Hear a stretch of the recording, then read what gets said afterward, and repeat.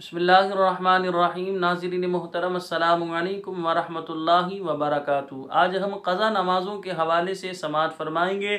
अगर इंसान की ज़िंदगी में जो नमाज़ें क़ज़ा हुई हैं उनका अदा करने का क्या तरीका है, और उलमाए किराम ने जो इसमें रिलीफ़ बयान फ़रमाया, यानी जो तख़फ़ीफ़ की है, वो तख़फ़ीफ़ का क्या तरीका, वो भी आपके सामने बयान करेंगे। सबसे पहले इस बात को जहन में बिठा लें कि इंसान ये हिसाब लगाए कि मैं कब बालिग़ हुआ। बालिग़ होना याद आए, फिर ये हिसाब लगाए कि कब से मैंने नमाज़ पढ़ना शुरू की और अपनी ज़िंदगी में कितने साल की नमाज़ें नहीं पढ़ी। मसलन 10 साल की नमाज़ें नहीं पढ़ी, तो अब इन 10 सालों की क़ज़ा की अदायगी का बंदा एहतमाम करे। सवाल ये पैदा होता है, ये याद ही नहीं आ रहा कि मैं कब बालिग़ हुआ। तो फ़ुक़हा ने बयान फ़रमाया, लड़की 9 साल की उम्र से हिसाब लगाए और लड़का 12 साल की उम्र से हिसाब लगाए। अब फिर ये ज़न्ने गालिब कीजिए कि ज़िंदगी में कितनी नमाज़ें क़ज़ा हुई होंगी, 10 साल की, 15 साल की, 20 साल की, जहाँ पर दिल जमे, यानी कि जहाँ ज़न्ने गालिब हो उतने साल आप लिख लीजिए, उतने साल को। अब उतने साल की क़ज़ा नमाज की अदायगी का एहतमाम कीजिए। इसमें जो तख़फ़ीफ़ है वो तख़फ़ीफ़ फ़ुक़हा ने ये बयान फ़रमाई कि जब हम नमाज अदा कर रहे होते हैं, सना, सूरह फ़ातिहा और सूरत मिलाना ये तो करेंगे, लेकिन रुकू में 3 मरतबा सुबहान रब्बियल अज़ीम पढ़ते हैं, 1 मरतबा पढ़ लीजिए सुबहान रब्बियल अज़ीम। सजदे में 3 मरतबा हम पढ़ते हैं सुबहान रब्बियल आला, 1 मरतबा पढ़ लीजिए। इसी तरह फ़र्ज़ की तीसरी और चौथी रकात में 3 मरतबा सुबहान अल्लाह कहकर रुकू में चले जाइए। फिर इसी तरह जब तशाहुद में हम बैठे हुए होंगे फ़र्ज़ की, तो अत्तहियात पढ़ लेने के बाद अल्लाहुम्मा सल्लि अला मुहम्मदिन व आलिहि इतना कहकर सलाम फेर दें। वितर नमाज में दुआए क़ुनूत पढ़ते हैं, दुआए क़ुनूत की जगह अल्लाहुम्मा ग़फ़िरली ये 3 मरतबा कहकर रुकू में चले जाएँ। तो ये तख़फ़ीफ़ थी जो उलमा ने बयान फ़रमाई थी, मैंने आप हज़रात के सामने बयान की। अपना ये जहन बना लीजिए, जितनी नमाज़ें क़ज़ा हुई हैं उन क़ज़ा नमाज की अदायगी का एहतमाम कीजिए। मौत का कोई भरोसा नहीं, कभी भी मौत वाक़े हो सकती है, तो लिहाजा मरने से पहले हमें चाहिए कि हम क़ज़ा नमाज की अदायगी कर लें। ये हमारे लिए सआदत मंदी है।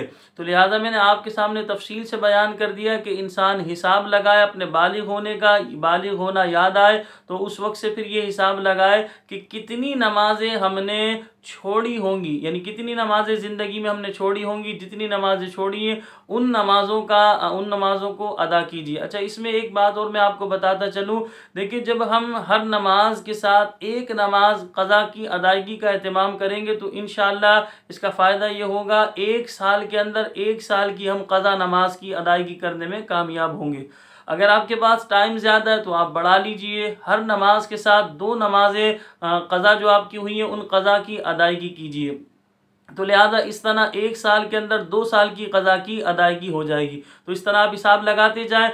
मसलन 10 साल की क़ज़ा की थी नमाज़ें, तो अगर आप एक नमाज के साथ 5 नमाज़ें अदा करेंगे, यानी एक नमाज वो जो अदा करनी है वो, और 5 नमाज़ें क़ज़ा की अदायगी का एहतमाम करेंगे, तो लिहाजा इस तरह 2 साल के अंदर 10 साल की क़ज़ा की अदायगी हो जाएगी। अच्छा, अब सवाल ये भी पैदा होता है कि हमने क़ज़ा नमाज में क्या क्या कौन कौन सी रकातें अदा करनी है। तो याद रखें, फजर के अंदर 2 फ़र्ज़ की क़ज़ा करनी है, ज़ोहर के अंदर 4 फ़र्ज़ की क़ज़ा करनी है, असर के अंदर 4 फ़र्ज़ की क़ज़ा करनी है, मगरिब में 3 फ़र्ज़ की क़ज़ा करनी है, और इशा में 4 फ़र्ज़ और 3 वितर की क़ज़ा करनी है। इस तरह ये टोटल 20 रकातें बनती हैं। तो ये 20 रकातें पढ़ना बहुत ज़्यादा आसान है, इतना मुश्किल नहीं। यानी सुन्नतों की और नवाफिल की क़ज़ा की अदायगी हमने नहीं करनी, बस फ़र्ज़ की क़ज़ा की अदायगी करनी है और इसी तरह वितर की क़ज़ा की अदायगी करनी है। तो फजर में 2 फ़र्ज़ की क़ज़ा की अदायगी करनी है, ज़ोहर में 4 फ़र्ज़ की क़ज़ा की अदायगी, और असर में 4 फ़र्ज़ की क़ज़ा की अदायगी, और मगरिब में 3 फ़र्ज़ की, और इशा में 4 फ़र्ज़ और 3 वितर अदा करने हैं।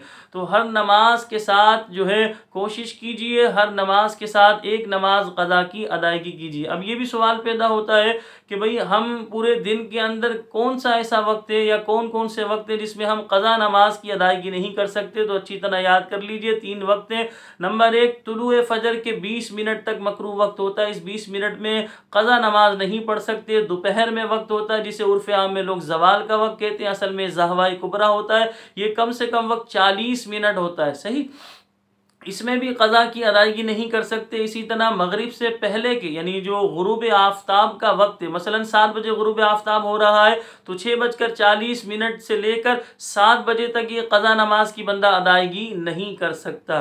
तो लिहाजा पूरे 24 घंटे में ये 3 वक्त ऐसे हैं, इन्हें मकरूह वक्त कहते हैं। इस वक्त में जो है क़ज़ा नमाज की अदायगी नहीं की जा सकती। इस वक्त में जो है फ़ुक़हा ने सजदा तिलावत अदा करने को भी मना करार दिया है।